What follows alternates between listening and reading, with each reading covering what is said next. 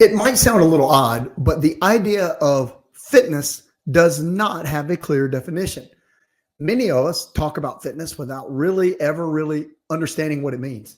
Neither the fitness industry, like gyms or personal trainers, or the medical field offers a clear definition of fitness.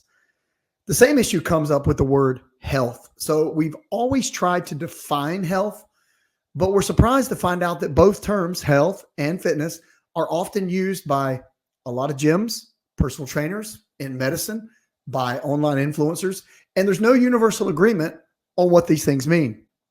So people usually talk about health and fitness as if they are somehow connected. So there's a common belief that if your physical fitness level improves, then your health will improve also. But there's really no direct scientific proof that links these two things together.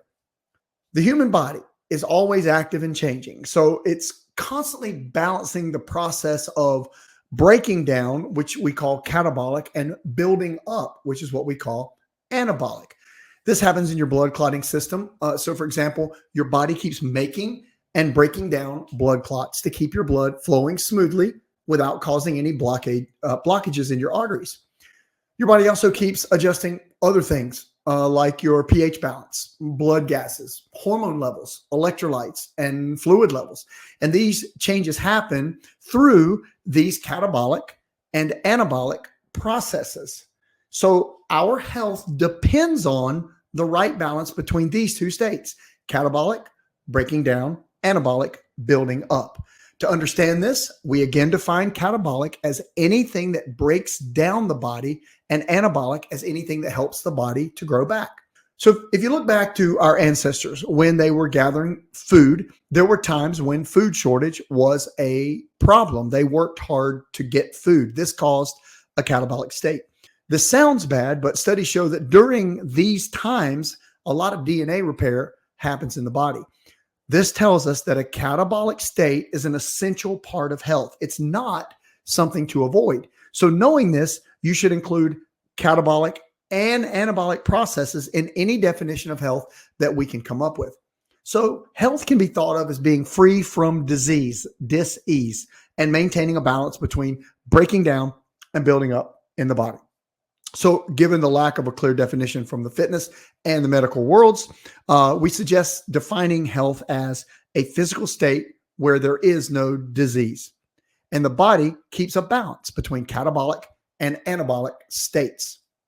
Fitness is the condition of being physically able to handle activities that are more demanding than just sitting or slow walking, your basic everyday activities. So the question we should ask then, what is exercise? So to fully understand how exercise, fitness, and health are truly connected, we need to define exactly what exercise or training really is, not just any activity.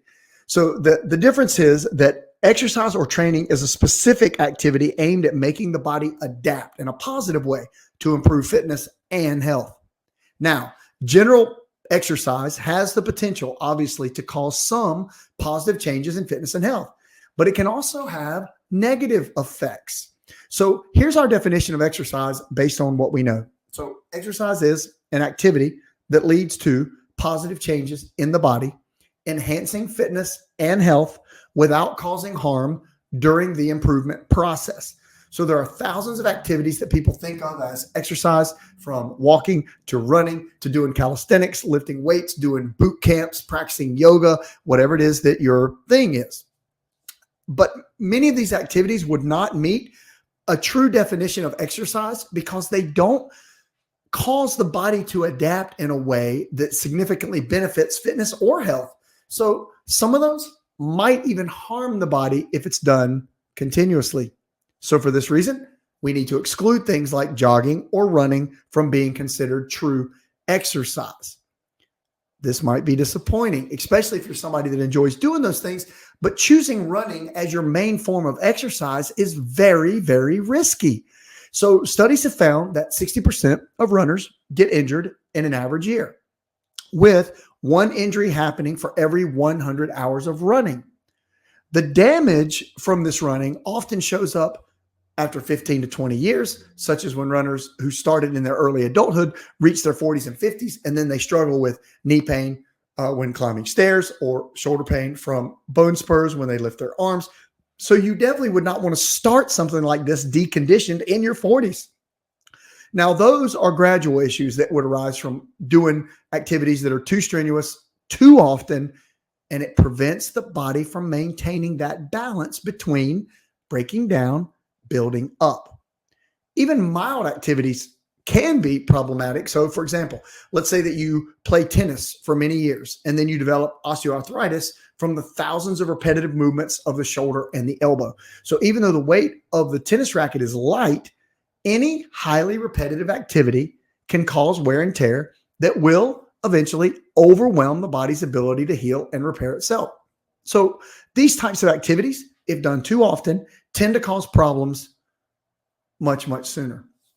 So when research is reviewed, we not only find a lack of clear definitions for fitness and health, but also, surprisingly, only a weak link between exercise and health.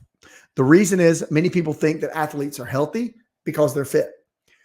But if you look at professional athletes, you'll find that while they do have extremely high levels of fitness, the methods they use to get there often do not support their health. So most world-class athletes do not reach their level of performance in a way that promotes health. It only promotes performance. This is simply because it's not possible. The stress and the wear and tear that you put on your body will catch up with you. So many people just don't understand this relationship between the building up and the breaking down process, or that the overactive pursuit of fitness can actually lead to negative outcomes. Most people are still linking fitness and exercise directly with health instead of seeing your health as a delicate balance of opposing processes. They view it as a broad spectrum where you can just keep getting better at it, and they assume the more health is better, rather than understanding that health is simply the absence of disease. So in reality, fitness and health aren't directly linked. As one increases, the other does not necessarily follow. So with the right exercise methods, you can track your health and fitness together to some extent, but random exercise, physical activities can create a situation where you might get more, quote, fit, but your health actually declines. So if you look back to those ancestors, they needed to expend energy to get energy. They had to work to get food. This was their way of obtaining shelter and, of course, again, their food. Their survival required a minimal level of activity with bursts of intense exertion. Then they maintained balance between catabolic state, the amount of exertion needed to survive, and the anabolic state allowed them to rest and recover the energy needed for the next activities that they had to do. Well, fast forward to today, we face the opposite problem. We have an abundance of calories and food. We have AI. We have labor-saving technology. And this means we just don't need to expend that much energy to get food. This leads to compromises, the absolute opposite of those faced by people who are endurance athletes. A significant portion of our population, they do such low physical activity that it doesn't meaningfully trigger anything. There's no mechanism driving a physiological change to improve their health or their fitness. So assuming that exercise alone enhances health is completely flawed. So any benefits typically arise only because our activity levels are so much lower all the time than those of our ancestors that anything we do, any increase can seem beneficial. So raising your effort level from nothing, sedentary, to more aggressive, to what our ancestors experiences, is not an optimal path to health. So people like to think there's a constant relationship there, but it's just not true. It's like a person measuring water levels at the beach. If he measures at low tide and then he measures again as the tide rises, he could conclude incorrectly that that soon the entire continent will be underwater. It illustrates an error in assuming that more activity always correlates with better health. Health improves but only to a normal physiological baseline. So studies on overly active groups like endurance or cross-training athletes shows that pushing physical activity to the limit many times will compromise your health and shorten your lifespan. So the good news is science now better understands how we adapt and recover. This knowledge allows for exercise that achieves a high level of fitness without harming your health. And in many ways, it can enhance your health. This understanding focuses on exercise variables of volume, intensity, and frequency applied correctly. These can lead to superior fitness while maximizing your health. Here's the thing. As we age, we naturally want to live longer. During this quest, we often link life with health and health with fitness. We want to look back to when we were younger, maybe 18, 20, 25, when we were active and at peak fitness and health, and think that we did something back then that enhanced our well-being.